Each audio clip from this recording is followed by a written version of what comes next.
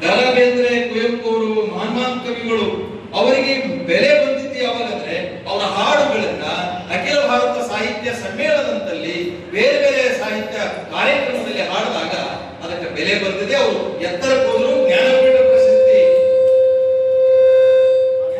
ಪ್ರಶಸ್ತಿ ವಿಜೇತರು ಆದರು ಕೆಲವು.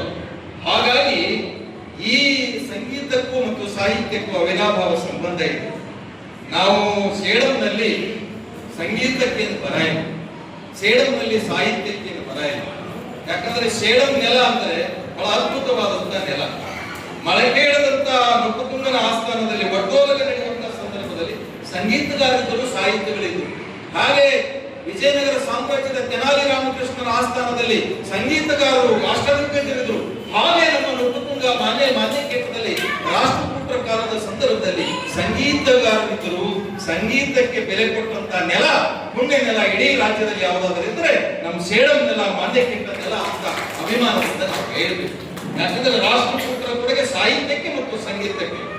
ನಾನು ಮಳಕೇಡದೊಳಗ ಶಿಕ್ಷಕ ವೃತ್ತಿ ಇದ್ದಂತ ಸಂದರ್ಭದಲ್ಲಿ ಒಂದಿಷ್ಟು ಹಾಗೆ ಬಿಡುವು ಮಾಡಿಕೊಂಡು ಕೋಟೆ ಒಳಗೆ ಹೋದಂತ ಸಂದರ್ಭದಲ್ಲಿ ಒಂದು ಕಲ್ಲನ್ನ ಹಿಂಗೆ ಹೊಡೆದೆ. ನಾನು ಸುಮ್ಮನೆ ಹಿಂಗೆ ಕಲ್ಲು ಬಿಟ್ಟಾಗ ಅದು ಸಂಗೀತ ನಾದಮಯ. ಅದಕ್ಕೊಂದಿಷ್ಟು ಪ್ರಚಾರ ಪಟ್ಟ ನೋಡ್ರಿ.